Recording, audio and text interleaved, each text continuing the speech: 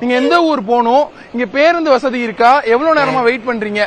நான் எப்படியும் ஒரு 2 மணி நேரத்துக்கு மேல வெயிட் பண்றேண்ணா. இப்போ எனக்கு கள்ளக்குறிச்சி வண்டி வரணும். ஆனா கள்ளக்குறிச்சி வண்டி வந்து எனக்கு புக்கிங்ல தான் இருக்கு. நார்மலா ஏற பேசஞ்சருக்கு வண்டி கிடையாது.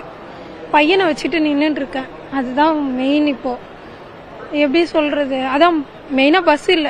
அப்படியே சுத்தி பாத்தீங்கன்னா பஸ் நிறைய நிக்குது. ஆனா எங்களுக்கு பஸ் இல்ல.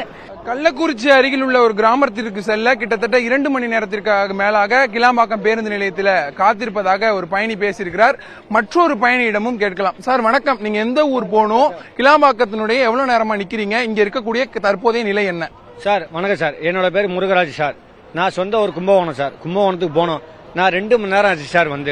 2 மணி நேரம் சுத்தி பாக்குறப்போ கும்பகோணம் பஸ், ஜெயங்கொண்டம் பஸ், இந்த ரெண்டுத்துக்கும் போலான்னு பார்த்தா போய் கேட்கிறப்போ நான் புக்கிங் பண்ணிடுறேன், புக்கிங். அப்ப புக்கிங் பண்ணாத மக்கள் எப்படி சார் போறது? டெல்டா மாவட்டங்கள், தமிழ்நாட்டினுடைய உள் மாவட்டங்கள் என தமிழகத்தின் பெரும்பாலான மாவட்டத்திற்கு சென்னையிலிருந்து புறப்படுவதற்கு ஒரு சிறப்பு பேருந்து நிலையமாக கிளாம்பாக்கம் பேருந்து நிலையம் இருந்தாலும் முன்பதிவு செய்தவர்களுக்கு மட்டும்தான் இந்த பேருந்து நிலையத்தில் பேருந்துகள் இருப்பதாகவும், முன்பதிவு இல்லாமல் பேருந்து நிலையத்திற்கு வந்தால் 2 மணி நேரத்திற்கு மேலாக காத்திருக்க வேண்டிய சூழ்நிலை இருப்பதாகவும் இந்த பேருந்து நிலையத்தில் இருக்கக்கூடிய பயணிகள் தெரிவித்திருக்கிறார்கள்.